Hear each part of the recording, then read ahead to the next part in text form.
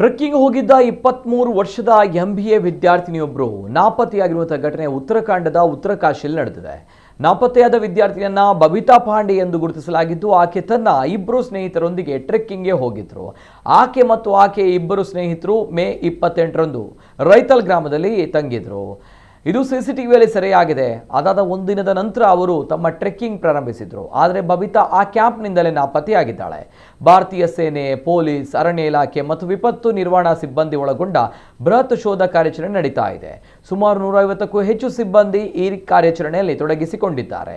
ಈ ಟ್ರೆಕ್ಕಿಂಗ್ ತಂಡದ ಜೊತೆಯಲ್ಲಿದ್ದ ಸ್ಥಳೀಯ ಗೈಡ್ ಮತ್ತು ಏಜೆನ್ಸಿಯ ಒಬ್ಬ ನಿರ್ವಾಹಕನನ್ನ ಪೊಲೀಸರು ವಶಕ್ಕೆ ಪಡೆದು ವಿಚಾರಣೆ ನಡೆಸ್ತಾ ಇದ್ದಾರೆ. ವಿದ್ಯಾರ್ಥಿನಿ ಕಾಣೆಯಾದ ತಕ್ಷಣವೇ ಆಡಳಿತ ಮಂಡಳಿಗೆ ಮಾಹಿತಿ ನೀಡದೆ ವಿಳಂಬ ಮಾಡಿದ್ದು ಯಾಕೆ ಎಂಬ ಬಗ್ಗೆ ತನಿಖೆ ನಡೀತಾ ಇದೆ.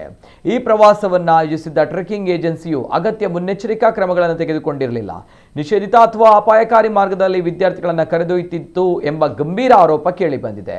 ಈ ಘಟನೆ ಬೆನ್ನಲ್ಲೇ ಉತ್ತರಾಖಂಡ ಸರ್ಕಾರ ಹಿಮಾಲಯನ್ ವಲಯದಲ್ಲಿ ಟ್ರೆಕ್ಕಿಂಗ್ ಮಾಡುವ ಸಂಸ್ಥೆಗಳಿಗೆ ಹೊಸ ಮತ್ತು ಕಠಿಣ ಮಾರ್ಗಸೂಚಿಗಳನ್ನು ಪಾಲಿಸುವಂತೆ ಸೂಚಿಸಿದೆ.